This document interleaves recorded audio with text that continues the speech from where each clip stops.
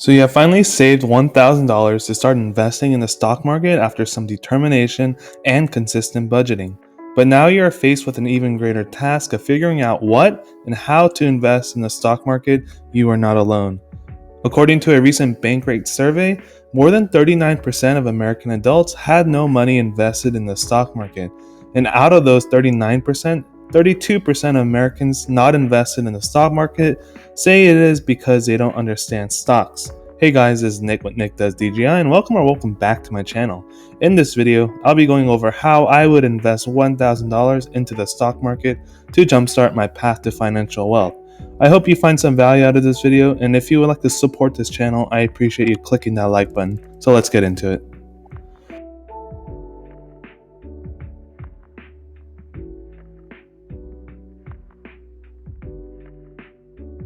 I certainly don't blame those confused or intimidated to invest in the stock market. After all, it took me over a year to finally muster up the courage to open up a brokerage account and make my first investment. To combat financial illiteracy, education needs to start in grade school, yet the vast majority of kids are not being taught personal finance.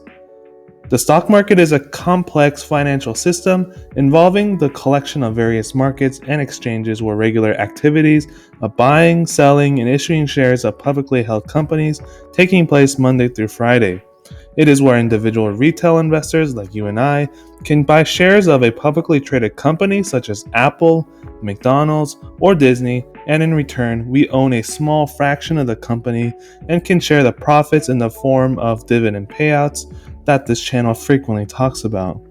It's 2021 and it's easier than ever to get started with a wealth of free information now available on the internet. Thanks to many fintech brokerages and apps, there are virtually zero commission fees on your transactions, and you can get started with as little as $100.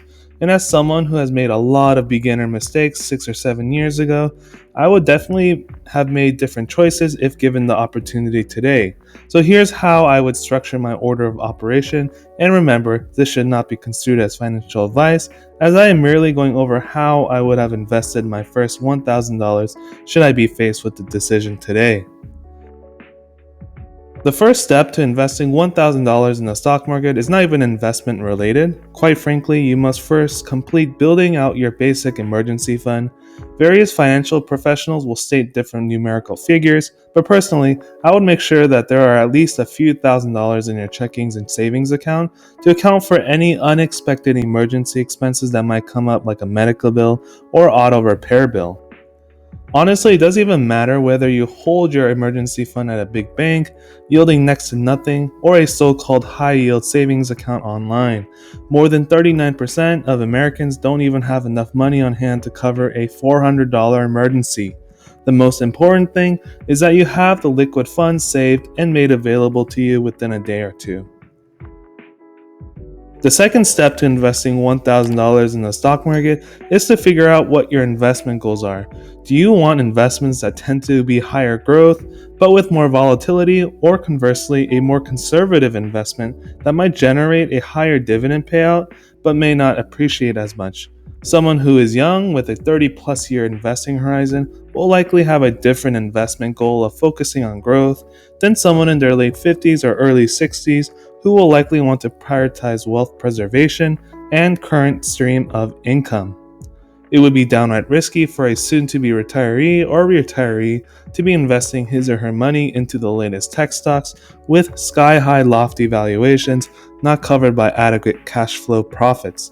When you have to rely on the stock market for your retirement, it's even more imperative that your investments are in conservative investments. No one can completely time the market, but there are methods to minimize your risk profile.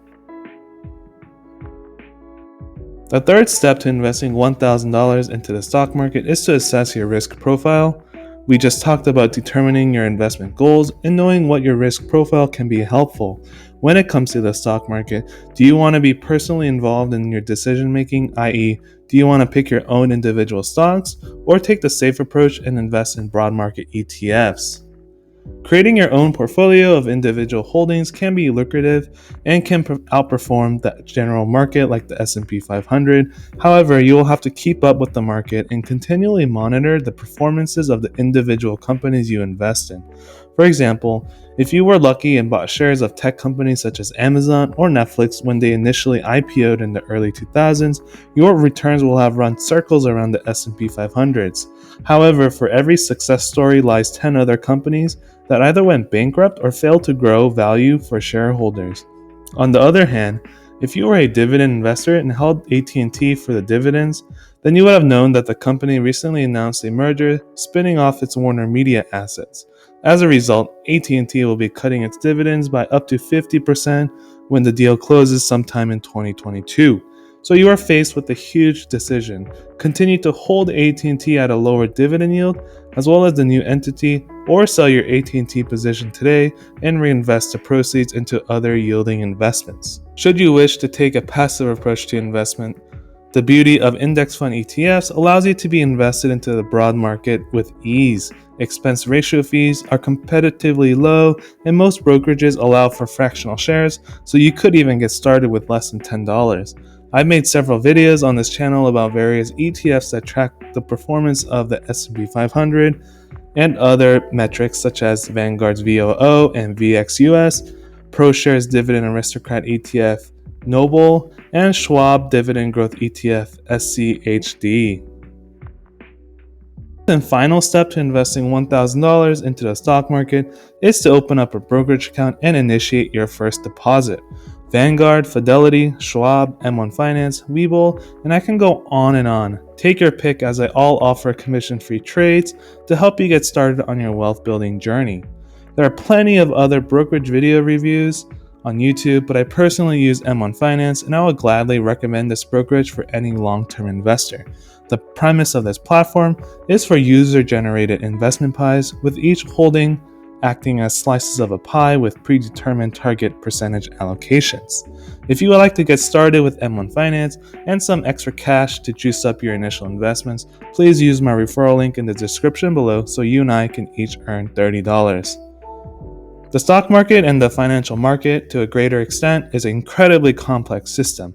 It's okay to feel overwhelmed when shifting through the tremendous amounts of financial data when researching different investment choices. There are a lot of invaluable information out on the web and on YouTube. Take everything you hear from financial talking heads such as myself with a grain of salt and strive to always learn. One of my favorite mottos from real estate, but is applicable to the stock market, is trust but verify.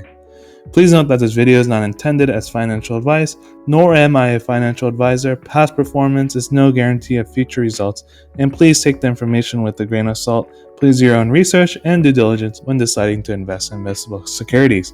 If you found this video helpful, please consider clicking the like button and subscribing to my channel. Hit the bell notification to receive an alert on all the latest videos.